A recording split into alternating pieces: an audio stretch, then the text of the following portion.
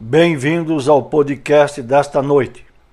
Falaremos hoje sobre os adeptos e mestres da Loja Branca. A grande questão se resume nas respostas a algumas perguntas básicas e inquietantes. Quem são os mestres da Loja Branca? Onde vivem? Eles, de fato, existem ou são reais? É possível ter acesso a eles? O Ocidente tomou conhecimento da existência dos mestres por meio dos livros de Helena Petrovna Blavatsky. E muita gente, até hoje, questiona não só a existência dos mestres, como também a autenticidade dos escritos e do conteúdo dos escritos de Blavatsky. Para muitos, Blavatsky não passa de uma charlatã, mistificadora e enganadora. E os mestres citados em seus livros, mera invenção de sua mente fértil ou ainda ficcionalização fantástica de seus relatos. Lamentável tanta ignorância dentro e fora dos ambientes esotéricos e iniciáticos do mundo atual. Nem mesmo os atuais teósofos, em grande extensão, conseguem escapar do ceticismo e do materialismo acerca do conteúdo dos livros de Blavatsky e dos seres que ela descreve. Antes de falar dos adeptos e dos mestres citados por Blavatsky, vamos tecer algumas considerações acerca de sua pessoa e de seus escritos. Blavatsky nasceu em 1831 e veio a desencarnar em 1891, tendo vivido exatos 60 anos. Sem dúvida, ela foi a grande figura central da renovação ocultista do século XIX, por intermédio da Sociedade Teosófica, por ela mesma criada. Sua teosofia se baseia em princípios que ela sempre afirmou haver recebido de seres reais que ela denominava de adeptos, mestres e mahatmas. E isso é algo muito difícil de ser entendido e aceito pela mentalidade idiotizada e robotizada dos tempos finais. A partir de seus livros, muitas escolas esotéricas incorporaram os princípios e conteúdos ali descritos, mesmo que, muitas vezes, aqueles que o fizeram pouco entendimento tivessem sobre a verdadeira realidade do mundo dos deuses, mestres ou mahatmas. Obviamente, os inimigos do divino, desde então, têm se empenhado em desacreditar tanto a teosofia quanto sua autora, da mesma forma como também se empenham hoje para desacreditar a obra do mestre Samael. Para tanto, nada mais efetivo que lançar dúvidas sobre a autenticidade e legitimidade de seus princípios, quanto também da conduta de sua autora, incluindo o grande mestre gnóstico do século XX. Samael não só validou, como também reafirmou e ampliou todo o conteúdo dos livros de Blavatsky, fazendo com que os eternos detratores e inimigos do eterno ficassem falando sozinhos e brigando com o vento. Que os céticos, ateus e materialistas atacam e criticam tanto Blavatsky quanto Samael é público e notório. Mas que possam ter razão quanto ao que afirmam é outra história. Que diferença tem feito, fazem ou farão a crítica, os ataques e as calúnias de tais criaturas? O fato concreto é que a obra e os princípios, tanto os descritos por Blavatsky quanto por Samael, só têm recebido mais e mais adesões e admiração, incluindo renomados cientistas e homens de sabedoria. Já em relação aos opositores e difamadores, é sabido que a seu tempo e hora serão varridos da face da terra, e nem lembrança de seus nomes restará. A idade de ouro se aproxima, e esse acontecimento relativo ao final desta raça humana independe da vontade e da crença de cada um, pois a natureza cumpre matematicamente seus ciclos. Está em seus genes cósmicos. A mestra Blavatsky veio e cumpriu uma gigantesca missão neste mundo, para a venerável Loja Branca. Entenda-se Loja Branca como a irmandade ou fraternidade cósmica composta de adeptos, mestres, mahatmas e deuses e deusas. E que fique bem claro, a Loja Branca não é um reduto masculino como muitos creem por aí.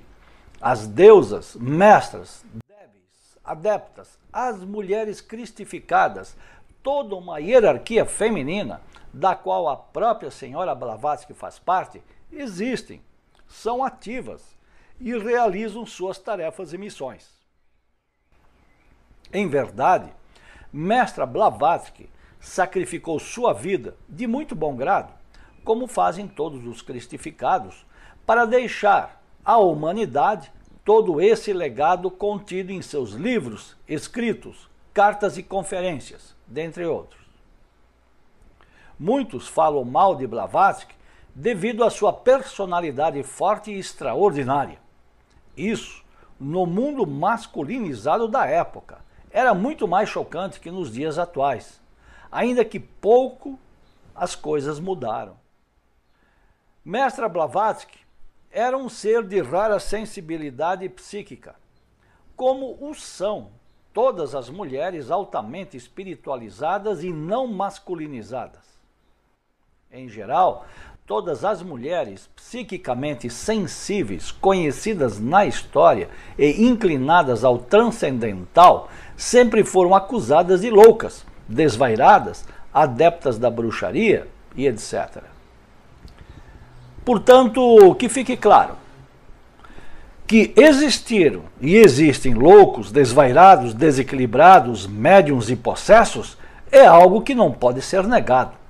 Mas que a senhora Blavatsky tenha sido uma dessas pessoas, por mais que os idiotas digam possuir provas a respeito, não passa de blasfêmias das mais rastaqueras, criadas e alimentadas por gente invejosa e ciumenta de suas habilidades psíquicas ou de suas capacidades espirituais, além de sua gigantesca sabedoria e erudição.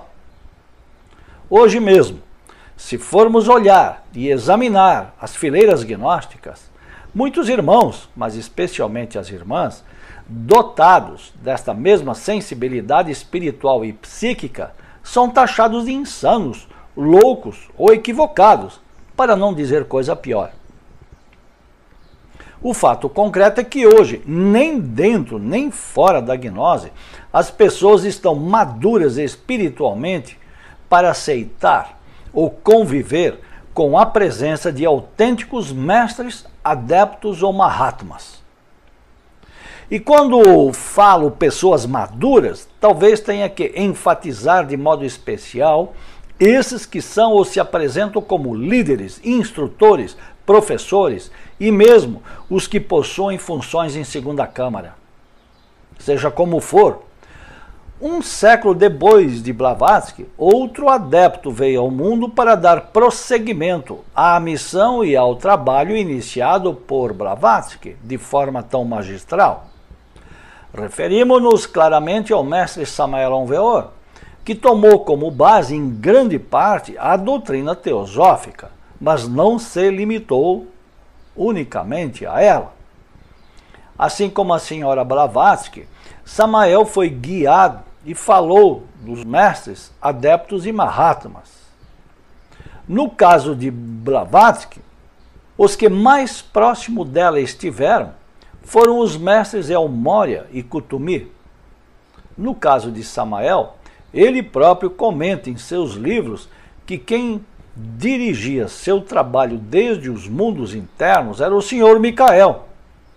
Mas isso não invalida o fato de também haver recebido instruções desses dois grandes adeptos imortais da Loja Branca, El-Morya e Kuthumi, dentre outros.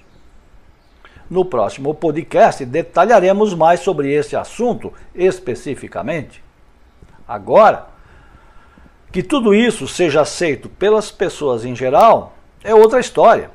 As pessoas, incluindo gente que se crê esoterista, pensam que Blavatsky era ou foi uma simples médium. As pessoas comuns não sabem nem conhecem as diferenças que existem entre mediunidade e o processo denominado tulku. Na mediunidade, o médium incorpora, recebe ou cede seu corpo para qualquer tipo de entidade do mundo astral, vale dizer, do baixo astral, porque nenhum habitante ou ser do alto astral baixa em médiuns. Se o fizesse, o médium desencarnaria instantaneamente.